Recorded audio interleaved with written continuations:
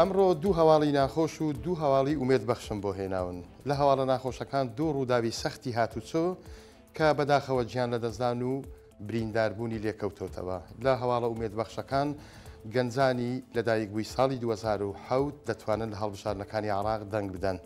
چالاکێکی گەورەش لە دەریاچەی دووکان بەڕێوە ئەچێت بۆ پاراستنی ئاوی کوردستان. سڵاوتان لێبێت.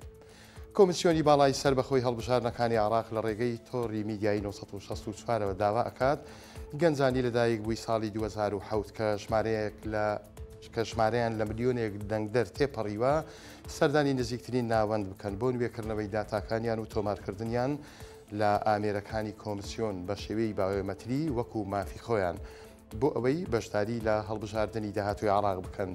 جومانە غەلای وتەبێژی کۆمیسیۆنی باڵای سەربەخۆی هەڵبژاردنەکانی عێراق ئەمڕۆ شەممە تایبەت قسەی بۆ 964 کردووە و دەڵێت تا ئێستا زیاتر لە 150,000 کەس لە هاونیشتیمانیانی هەرێمی کوردستان داتای تۆماری دەنگدانیان نوێ کردوتەوە. 173 ناوەندی تۆمارکردنیش کراون لە هەموو پارێزگاکانی هەرێمی کوردستان بە مەبەستی ناوتۆمارکردن دەشڵێت.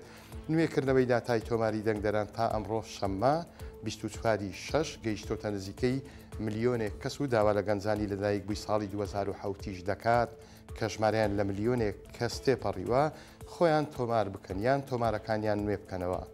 بڕیارە ڕۆژی 11 ئەم ساڵ خولی شەشەمی هەڵبژاردننی پەرلەمانی عێراق بەڕێوە بچێت. تەرمی ئەو خێزانە کوردەی هەولێر کە دوێنێ لە ڕووداوێکی هاتوچۆ لە ڕێگەی بەغدا گیانیان لەدەستدا گەڕێنرانەوە هەولێر. کەس و کاری ئەو خاوەنبار هەڵگرەی ڕووداوەکەشی کردووە لەگەڵ تەرمەکان هاتۆتە هەولێر. دوێنێ هەینی لاسەر ڕێگای بەغدا نزیک بازگەی شەعب خانەوادەیەکی شاری هەولێر کە دایک و باوچێک و دوو منداڵ بوون تووشی ڕووداوێکی سەختی هاتوچۆ بوون. لە ئەنجامدا دایک و باوکەکە و منداڵێکیان گیانی لەدەستدا و منداڵەکەی دیکەشیان بریندار بوو. حاجی فاخر محسین کەسوکاری خێزانەکەیە بە 964 وت چاوەڕێ دەکەن ئەنجامی لێکۆڵینەوە لە ڕووداوەکە دەربچێت و بزانین چێ تاوانباری ڕووداوەکەیە.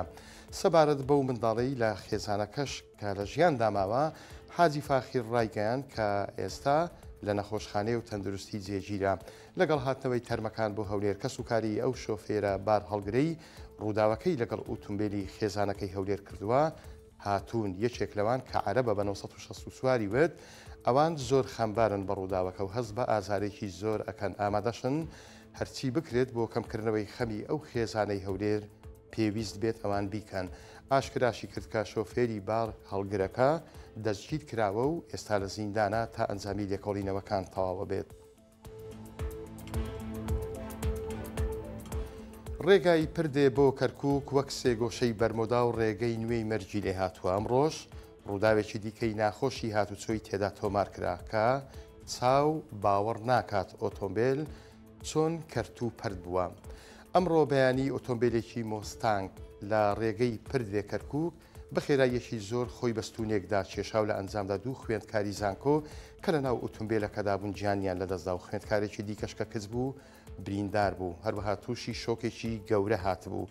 ڤیددیۆی تێکشکانی ئۆتۆمبیلەکە گەیشتە 964 دەردەکەوێت کە بووەتە سێ پارچە. شاید حاڵێک لە شوێنی ڕووداوەکە بە 964 وێت ئۆتۆمبیلەکە بە خێراییەکی زۆر لی خوڕیوە و خۆی بۆ نەگیراوەتەوە. لە هەولێر تا بازگەی شێراوە کامێرای پۆینت تو پۆینت دانراوە بەڵام لەوێ بەدواوە تا پارێزگای کەرکووک کامێرای لێ نییە. بۆیە شۆفێران بەگشتی لەو ڕێگایە زێدەڕۆیی لە خێرایی ئەکەن و لەو ماوێژدا زۆرترین ڕوودا و لەو ڕێگایەدا ڕوویان داوە.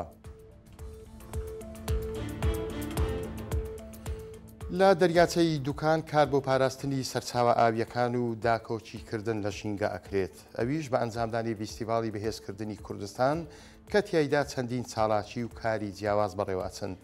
یەکەم ڕۆژی فیستیڤاڵی هونەر و ئاودانی و بە شێوەیەکی جوان و پڕمانە بەنمایشی هونەری و ژینگەیی و ئاودانی بە بەلەم و سەوەڵ و پادڵ و کایاکین بەڕێوەچوو. لە ڕاگەیاندراوێکی بەڕێوەبەرایەتی پۆلیسی دارستان و ژینگەی سلێمانی داهاتووە ئامانج لە فیستیڤاڵەکە بۆ بەرزکردنەوەی هۆشیاری و زانیاری گشتیە لەبارەی ژینگە و سەرچاوە ئاویەکان و هەروەها و مەترسیانەی کە لە سەریانە.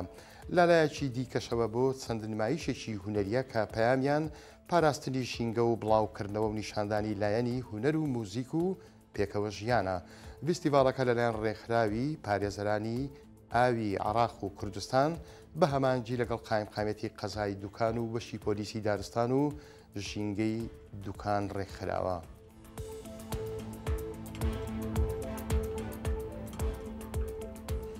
سەرنجتان بۆ هەواڵێک ڕاکێشم بە تایبەتیش ئەو مرۆڤانەی کە لە ژیاندا بێئومێد نابن، بە تایبەتیش هەندێک مرۆڤ هەن کە ناتوانن لە کاتی خۆیدا خوێندن تەواو بکەن، ئیرادەیان بەهێزە تا ئەو کاتەی ئەو پلە زانستیەی کە خوازیارن بەدەستی دێنن. ئەمەیان نمونەی یەکێک لەو مرۆڤانەیە کە خەڵکی سنووری قەزای خەلیفانە گوندی ئالانە.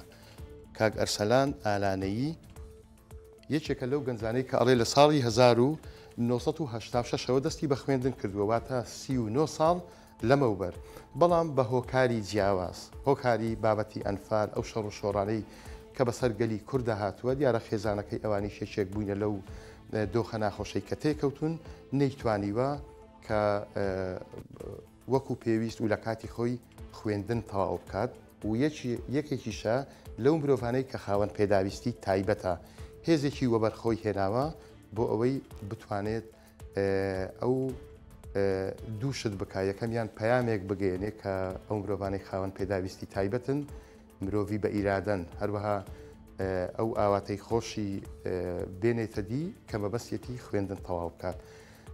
دوای 39 ساڵ بەردەوامی خوێندن بە خوێندنی دەرەچی و بە هەر خوێندنێکی ئاسایی بێ توانی لە چەند ڕۆژی ڕابردوودا بەشی زانستی کۆمپیوتەر لە پەیمانگا تەواو بکات. ئێمەش پیرۆزبایی لێەکەین. بەڕێزان هەواڵەکانم پێشکەش کردن، کاتێکی خۆش بۆ هەموو لایەکتان.